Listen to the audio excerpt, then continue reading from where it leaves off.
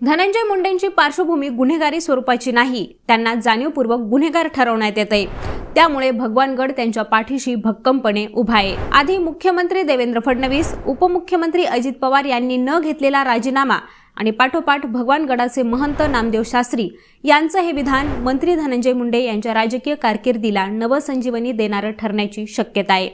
बीड जिल्ह्यातील मस्साजोग गावचे सरपंच संतोष देशमुख यांची काही दिवसांपूर्वी हत्या झाल्याची घटना घडली। या घटनेनंतर संपूर्ण राज्याचं राजकारण ढवळून निघालं।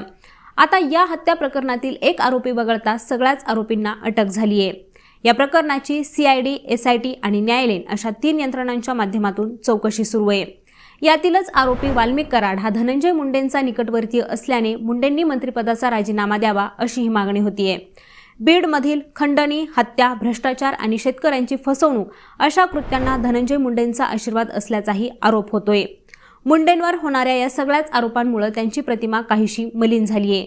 पण अद्याप या प्रकरणात सीएम फडणवीस आणि अजित पवार यांनी मुंडेंचा राजीनामा घेतलेला नाहीये। ज्यांच्या विरोधात पुरावे सापडतील त्यांच्यावर कारवाई केली जाईल, मात्र केवळ आरोपांमुळे राजीनामा घेतला जाणार नाही अशी भूमिका या दोघांनीही घेतली आहे। अशातच आता भगवानगडही मुंडेंच्या पाठीशी भक्कमपणे उभा राहिला आहे। त्यामुळे या पाठिंब्याचा राजकीय आणि सामाजिक अर्थ काय आहे, शिवाय यातून मुंडेंच्या राजकीय कारकिर्दीला कशी नवसंजीवनी मिळू शकते, याच प्रश्नांची उत्तरं जाणून घेऊयात या व्हिडिओच्या माध्यमातून। नगर आणि बीड या 2 जिल्ह्यांच्या सीमारेषेवर पाटोदा तालुक्यातील डोंगरावर संत भगवान बाबा यांनी भगवानगडाची निर्मिती केली आहे। भगवानगड मराठवाड्यातील अनेक जाती धर्मांचं श्रद्धास्थान आहे, पण त्यातही वंजारी समाज या गडाला आपलं दैवत मानतो। गोपीनाथ मुंडे यांच्यापासून मुंडे कुटुंबीय आणि भगवानगडाचे घनिष्ठ संबंध आहेत। गोपीनाथ मुंडे यांच्या मृत्यूनंतर पंकजा मुंडे आणि नामदेव शास्त्री यांच्यात वाद झाला, पण नामदेव शास्त्री यांचा धनंजय मुंडे यांच्याबाबत सुरुवातीपासूनच सॉफ्ट कॉर्नर दिसून येतो। त्यामुळे महंत नामदेव शास्त्री यांच्या या विधानाला मोठं राजकीय आणि सामाजिक महत्त्व प्राप्त होतंय। धनंजय मुंडेंनी गुरुवारी रात्री भगवानगडावर महंत डॉक्टर नामदेव शास्त्री महाराज यांच्याशी सुमारे 2 तास चर्चा केली। चर्चेच्या वेळी हे दोघंच उपस्थित होते। या भेटीत धनंजय मुंडेंनी त्यांच्यावरील होत असलेल्या आरोपांविषयी महंतांशी चर्चा केली आहे। त्यानंतर दोघांनी एकत्र भोजन घेतलं। गडाने आपल्या पाठीशी राहावं यासाठी धनंजय मुंडेंनी गडावर मुक्काम देखील केला। त्याचप्रमाणे भगवानगड धनंजय मुंडे यांच्या पाठीशी भक्कमपणे असल्याचं नामदेव शास्त्री यांनी सांगितलं। यात आमच्या संप्रदायाचं मोठ्या प्रमाणात नुकसान होतंय। जातीयवाद नष्ट होत असतानाही काही राजकीय स्वार्थी लोकांनी जातीयवाद पुन्हा उफाळून आणलाय। याशिवाय ज्या लोकांनी सरपंच संतोष देशमुख यांची हत्या केली त्यांची मानसिकता का बिघडली हे माध्यमांनी का दाखवलं नाही, कारण आधी जी मारहाण केली ती देखील दखल घेण्यासारखी आहे।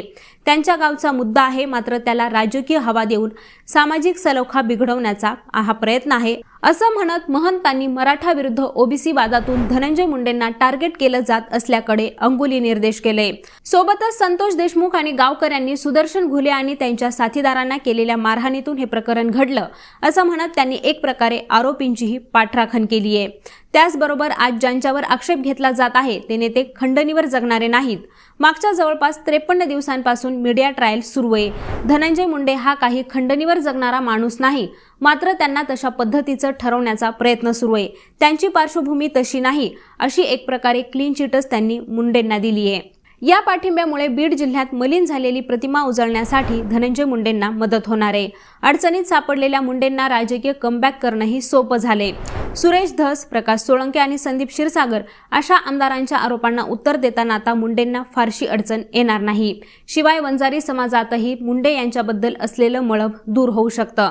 थोडक्यात काय तर मुंडेंना जणू 10 हत्तींचं बळ मिळाल्यासारखाच हा पाठिंबा आहे। त्यामुळे मुंडेंना जेवढं दाबलं गेलं त्याच्या दुप्पट स्पीडनं ते आता पुन्हा वर येताना दिसून येणार आहेत। आता मंडळी, याबद्दल तुम्हाला काय वाटतं ते आम्हाला कॉमेंट करून नक्की सांगा आणि यांसारखेच राजकीय विषय हे सविस्तर विश्लेषणासहित जाणून घेण्यासाठी लेट्सअप मराठीला सर्व सोशल मीडिया हँडलवरती फॉलो करायला विसरू नका आणि पाहत रहा लेट्सअप मराठी।